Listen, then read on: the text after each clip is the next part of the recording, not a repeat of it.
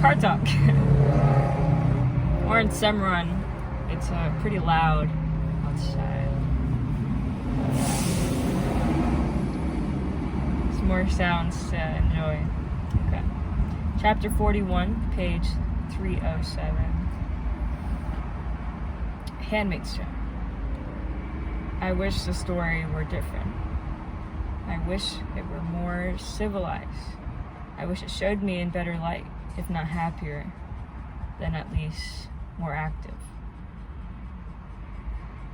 Less hesitant, less distracted by trivia. I wish I had more shape. I wish it were about love, or about sudden realizations important to one's life, or even about sunsets, birds, rainstorms, or snow. Maybe it is about those things in a sense, but in the meantime, there is so much else getting in the way. So much whispering, so much speculation about others, so much gossip that cannot be verified. So many unsaid words, so much creeping about and secrecy, and there's so much time to be endured. Time heavy as fried food or thick fog. And then all at once these red events like explosions on streets, otherwise decorous and matronly and somnambulant. I'm sorry, there's so much pain in this story. I'm sorry, it's in fragments, like a body caught in crossfire and pulled apart by force. But there's nothing I can do to change it. I tried to put some of the good things in as well. Flowers, for instance, because where would we be without them? Nevertheless, it hurts me to tell it over again. Once was enough. Wasn't once enough for me at the time. But I kept on going with this, sad and hungry and sordid, this limping and mutilated story, because, after all, I want you to hear it, as well as I will hear yours too, if I ever get the chance. If I meet you, or if you escape in the future, or in heaven, or in prison, or underground, some other place, what they have in common is that they're not here. By telling you anything at all, I'm at least believing in you. I believe you're there. I believe you into being. Because I'm telling you the story, I will your existence. I tell, therefore you are. So I will go on. So I will myself to go on. I am coming to a part you will not like at all, because in it I did not behave well. But I will try nonetheless to leave nothing out.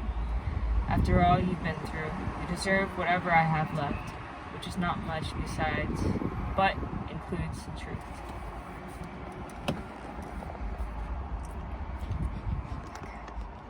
What a setup. Okay. This is the story then.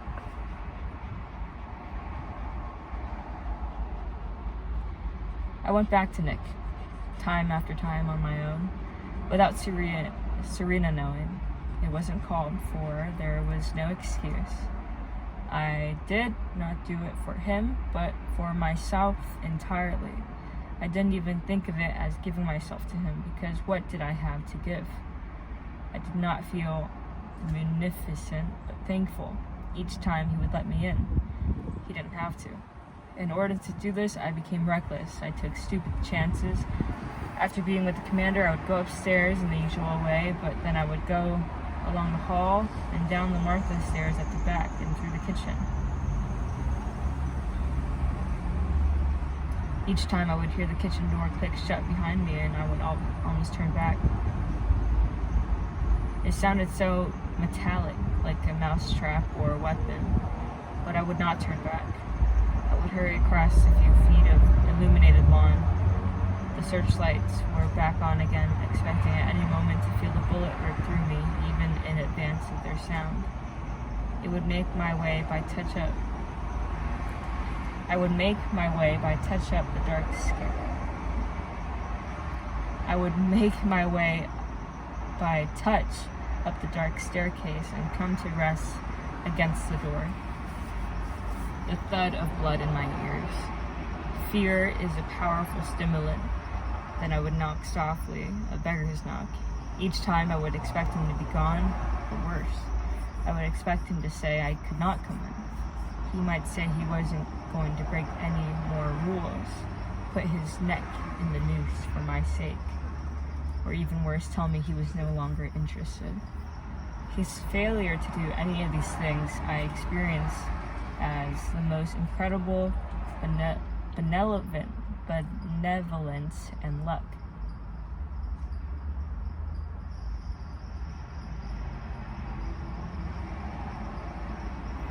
I told you it was bad.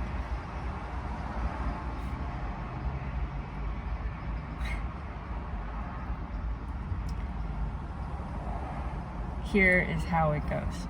He opens the door. He's in his shirt sleeves, his shirt untucked, hanging loose. He's holding a toothbrush or a cigarette or a glass with something in it.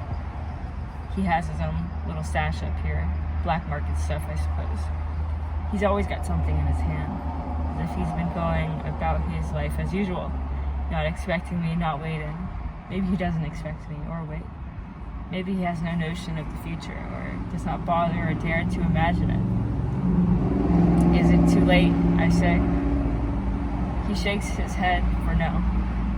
It is understood between us by now, that it is never too late. But I go through the ritual of politeness of asking.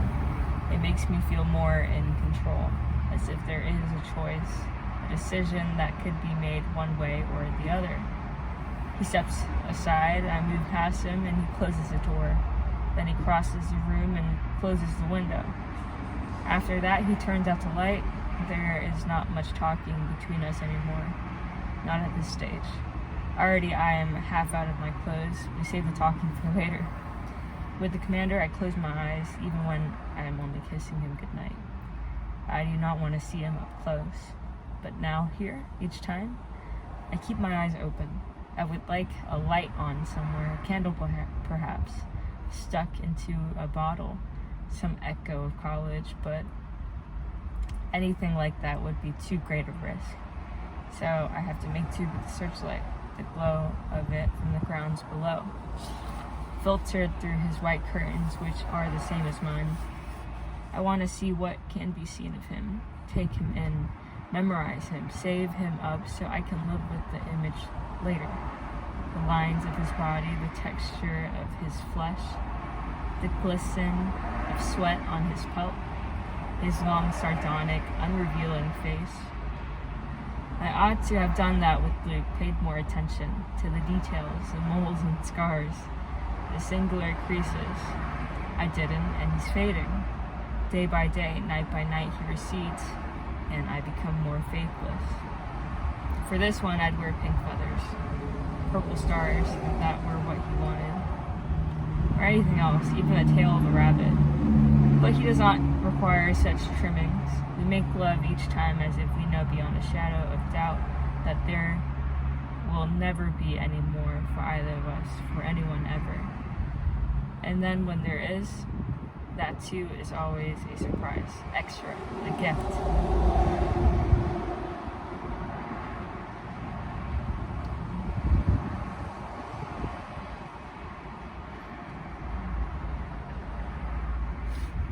Being here with him is safety. It's a cave where we huddle together while the storm goes on outside. This is a delusion, of course. This room is one of the most dangerous places I could be. If I were caught there, there would be no porter, but I'm beyond caring. And how have I come to trust him like this? Which is foolhardily in itself. How can I assume I know him, or the least thing about him and what he really does? I dismiss these uneasy whispers. I talk too much. I tell him things I shouldn't. I tell him about Mariah, about Offquin. Not about Luke, though. I want to tell him about the woman in my room, the one who was there before me, but I don't. I'm jealous of her, if she's been here before me too, in this bed. I don't want to hear about it. I tell them my real name, and feel that, therefore, I am known.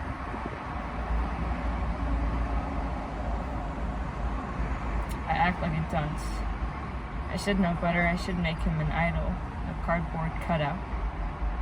He on the other hand, talks little. No more hedging or jokes. He barely asks questions. He seems indifferent to most of what I have to say, alive only to the possibilities of my body, though he watches me while I'm speaking. He watches my face. Impossible to think that anyone for whom I feel such gratitude could betray me. Neither of us say the word love, not once. It would be tempting fate. It would be romance, bad luck. Today, there are different flowers, drier, more defined, the flowers of high summer. Daisy, black-eyed Susans, starting us on the long, downward slope to fall. I can see them in the garden as I walk with Offland, to and fro. I hardly listen to her. I no longer credit her. The things she whispers seem to me unreal. What use are they for me now? You could go into his room at night, she says, look through his desk. There must be papers, notations. The door's locked, I murmur. We could get you a key, she says. Don't you want to know who he is or what he does? But the commander is no longer of immediate interest to me. I have to make an effort to keep my indifference towards him from showing. Keep on doing everything exactly the way you were before Nick. Nick says. Don't change anything, otherwise they'll know. He kisses me, watching me all the time. Promise? Don't slip up. I put his hand on my belly. It's happened, I say. I feel it has. A couple of weeks and I'll be certain. This I know is wishful thinking. He'll love you to death, he says. So will she. But it's yours, I say. It will be yours, really. I want it to be.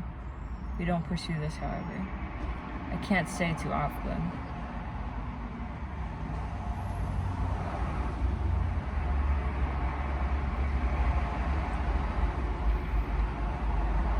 I say to Offland. I'm too afraid.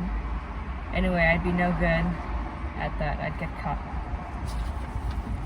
I scarcely make the trouble to sound regretful. So lazy have I become.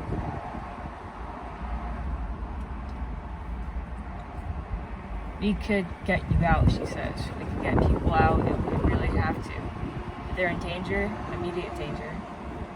The fact is that I no longer want to leave, escape, cross the border to freedom. I want to be here, with Nick, where I can get at him. Telling this, I am ashamed of myself. But there's more to it than that. Even now, I can recognize his admission as a kind of boasting. There's pride in it because it demonstrates how extreme and therefore justified it was for me. How well worth it. It's like the stories of illness and near death from which you have recovered, like stories of war. They demonstrate seriousness.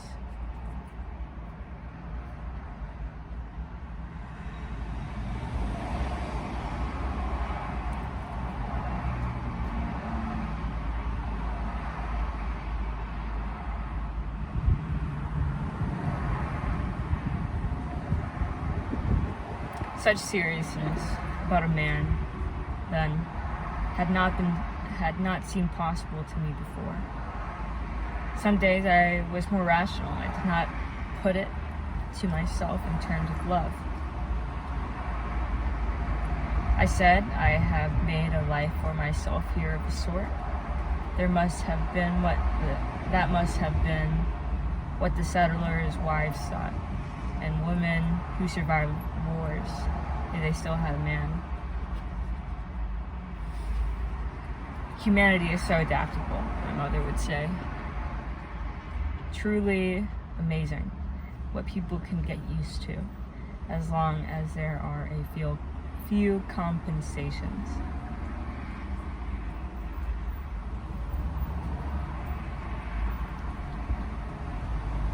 It won't be long now, says Cora, dolling out my monthly stack of sanitary napkins.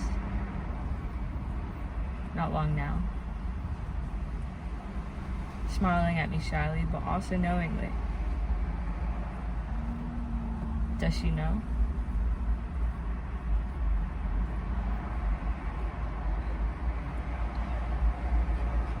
Does she and Rita know what I'm up to, creeping down their stairs at night?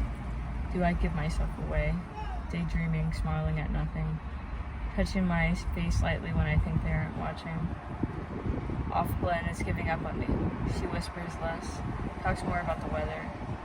I do not feel regret about this. I feel relief. Wow. What the